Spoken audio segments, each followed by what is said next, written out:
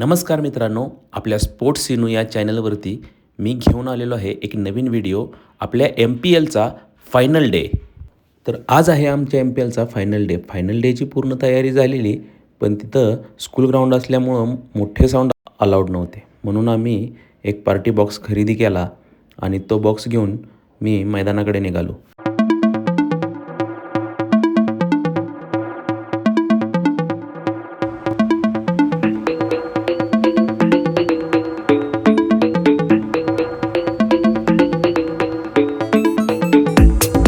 आणि जाता जाता वाटेवरती हनुमंतरायाचं मंदिर भेटलं. गाडीवरून दर्शन घेऊन पुढं निघालो.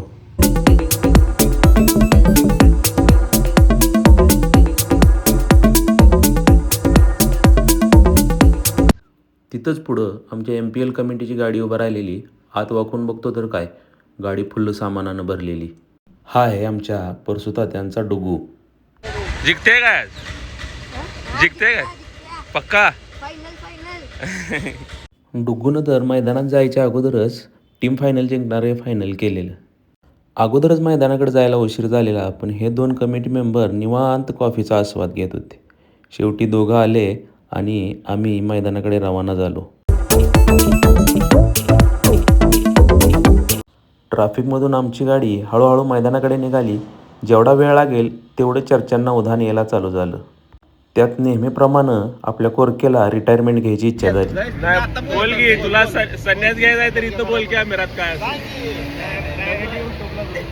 उद्या सूड तू लगेच सांगते ना. म्हणजे माझ्या टपोरे झालं राहते. पाटील फायटर जर जिंकलं फायनल तर क्रिकेटला संन्यास घ्या. जिंकून नाही तू घेणार ना संन्यास हे जेव्हा सांग इथं मी त्यातलं एक भाग. ही तर उद्या मॅच झाली फायनल का तिथं नारळ आणि खेटा देतो क्रिकेट भरपूर खेळलेलं आहे आपण. असं वाटायला लागलंय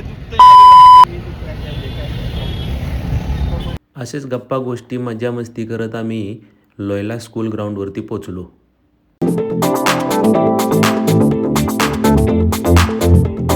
मैदानात एंट्री मारताच पुढं दिसले आपले जयरामभाऊ, हातात बन बटर जॅमची पिशवी घेऊन. तिथून पुढं आलो तर आपल्याला भेटले आपले MPLचे बाहुबली हिटर विकी बोडरे. बघा गडी कसा लाजून पळायला लागलाय. लगा. MPL कमिटी आम्ही म्हटल्यानंतर आमचं टार्गेट एकच, आजचं मैदान गाजलं पाहिजे. त्यामुळं मैदानाच्या बाजूच्या मंडपात फ्लेक्स लावून जोरदार आम्ही तयारी चालू केलेली.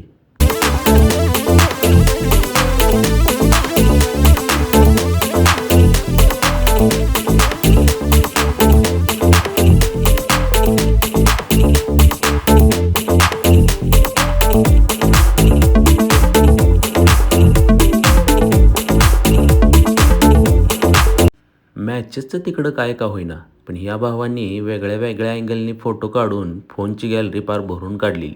यांचा इकडे एका बाजूला हा विषय, तर एका बाजूला एका कोपऱ्यात जाऊन कोणाला व्हिडिओ कॉल लावून बॅटिंगच्या टिप्स घेत असावा असा माझा अंदाज आहे. असं होतंय ना. लेगला हात दुखतोय का? हात सळला नाही तर काय. कुठं दुखतंय? एक रोहितनं टाकला ती दुखायला लागली. कुठं कळायचं ते हातात लय.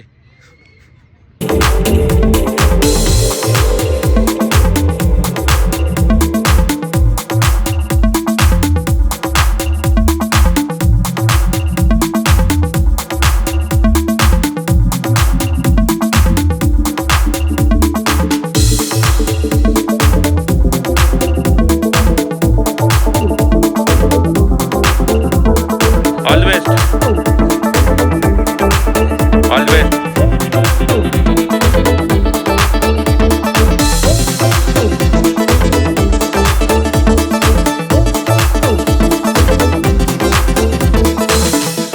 तुझं काय म्हणणं आहे?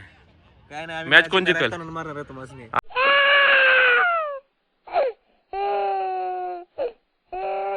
इकडं दुसऱ्या मैदानावर एक जोरदार मॅच चालू होती. बॅट्समन आहेत निलेश भाऊ आणि विनोद भाऊ.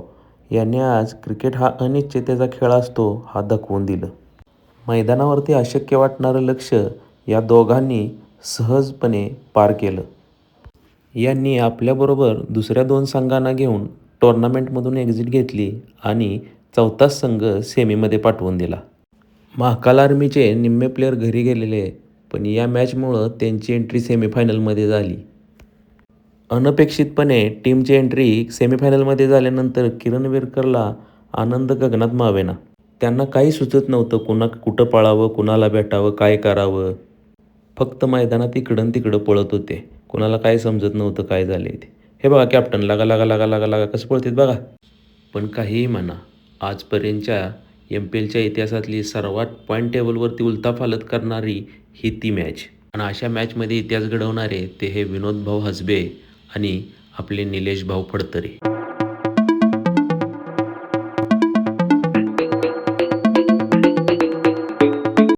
आणि आता मैदानामध्ये चालू होणार होता MPLचा फायनलचा सामना Patil fighters versus Navkar super kings. आणि त्यांच्याबरोबर आहे ती ही संपूर्ण आपली MPL कमिटी. फायनलच्या सामन्यामध्ये नवकार सुपर किंग्सने टॉस जिंकून पहिला फिल्डिंगचा निर्णय घेतला. आणि या फायनलच्या अटीतटीच्या लढतीमध्ये दोन्ही संघांनी 100+ स्कोअर केला. आणि बघणाऱ्या पब्लिकला 4-6चा फक्त पाऊसच बघायला भेटला. या रोमहर्षक सामन्यामध्ये पाटील फायटर्स MPL 2025चे विनर्स झाले आणि नवकार सुपर किंग्स हे रनरअप झाले. हे सर्व झाल्यानंतर मैदानावरती सुरू झाला उपस्थित सर्व मान्यवरांचा सत्कार समारंभ आणि बक्षीस वितरण सोहळा.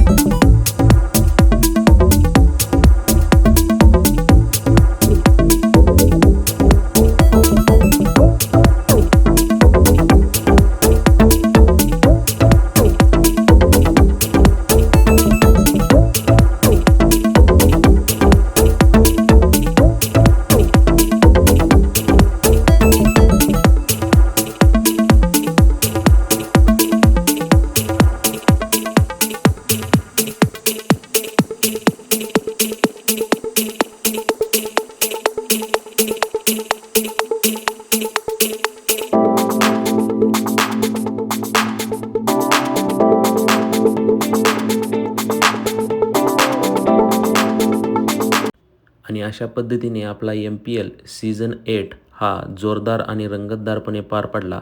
व्हिडिओ आवडला असेल तर लाईक करा, शेअर करा आणि सबस्क्राईब करा. थँक्यू. Bye bye.